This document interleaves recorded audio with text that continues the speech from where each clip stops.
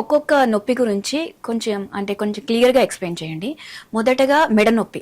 ఈ మెడ నొప్పి వల్ల చేతులు మొద్దుబారిపోవడం, వేళ్ళు తిమ్మిరెక్కడం ఇలాంటివి జరుగుతూ ఉంటాయి. దీనికి కారణం ఏంటంటారు అసలు? ఇప్పుడు మెడ నొప్పి ఏంటంటే అమ్మా 40 సంవత్సరాల కంటే ముందు ఉన్న వయసులోనే ఎక్కువగా వస్తూ ఉంటుంది.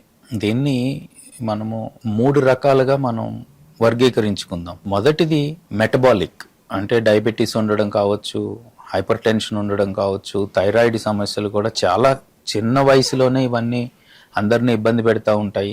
ఇవన్నీ మెటబాలిక్.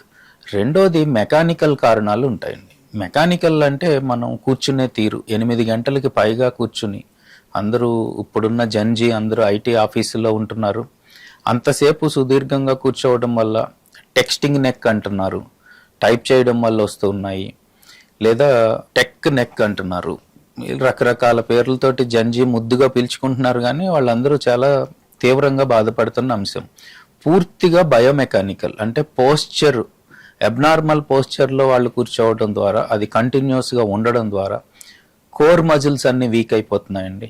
నడుము నిటారుగా ఉంచడానికి ఉపయోగపడాల్సిన పెల్విక్ ఫ్లోర్ కానీ, గ్లూట్ మజిల్స్ కానీ, అబ్డామినల్ మజిల్స్ కానీ బాగా వీక్ అయిపోయి ఉండడం వల్ల ఏమవుతుందంటే దాని తాలూకు ఒత్తిడి అంతా కూడా నెక్ మీద, షోల్డర్స్ మీద పడుతుంది. ఇలాంటి సందర్భాల్లో నెక్ పెయిన్ తో పాటు అప్పర్ బ్యాక్ పెయిన్ కూడా ఉంటుంది. వీరికి వైటమిన్ డి డెఫిసిట్స్, B12 డెఫిసిట్లు కూడా తోడైనట్లయితే ఖచ్చితంగా వారికి మీరు ఇందాక అన్నట్టు రేడియేటింగ్ పెయిన్ రావటం, రిఫర్డ్ పెయిన్ రావటం, బర్నింగ్ సెన్సేషన్ లాగా అనడం, చేతుల్లో తిమ్మిరెక్కడం అవుతాయి. అయితే సాధారణంగా చిన్న వయసులో ఉన్న వారికి massive disc compressions, nerve root compressions ఉండే అవకాశం తక్కువ. సర్వసాధారణంగా వైటమిన్ డి, B12 సరి చేసుకోవటం, కోర్ ఎక్సర్సైజెస్ చేసుకోవటం, అవసరమైన సందర్భాల్లో 1-2 వారాల పాటు పెయిన్ కిల్లర్స్ వాడుకోవడం, అన్నిటికన్నా ముఖ్యంగా వైద్యులు నిర్ణయించిన ప్రకారం వ్యాయామం చేసుకోవడం, ఫిట్నెస్ పెంచుకోవడం, కనీసం 45 నిమిషాలకు ఒక్కసారి అయినా సరే చైర్లోంచి లేచి చేతులకి, కాళ్ళకి, పాదాలకి చిన్నపాటి స్ట్రెచెస్ చేసుకోవటం,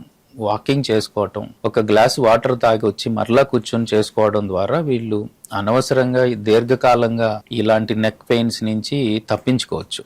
అలా కాని పక్షంలో నాన్ స్పెసిఫిక్ మెకానికల్ లో back pain or non specific mechanical upper back pain అని ముద్దుగా పిలుచుకునే ఈ అంశాలు దీర్ఘకాలంలో పెర్మనెంట్ గా ఉండి ఎలాంటి వైద్య సేవలు చేసినప్పటికీ కూడా అది సిస్టంలో భాగంగా ఉండిపోయి వారి జీవితకాలం సఫర్ అయ్యే ప్రమాదం ఉంటుంది. దీనివల్ల తీవ్రమైన ఆరోగ్యానికి నష్టం ఉండదు, కానీ day to day life compromise అవుతుంది, వెయిట్ లాస్ అవుతా ఉంటారు. దాని తర్వాత ఫిజికల్ యాక్టివిటీ లెవెల్స్ తగ్గిపోతాయి, వారి పని మీద శ్రద్ధ చేయలేకపోతారు. So it is going to compromise their quality of life. దాన్ని సులువుగానే తగ్గించుకునే మార్గాలు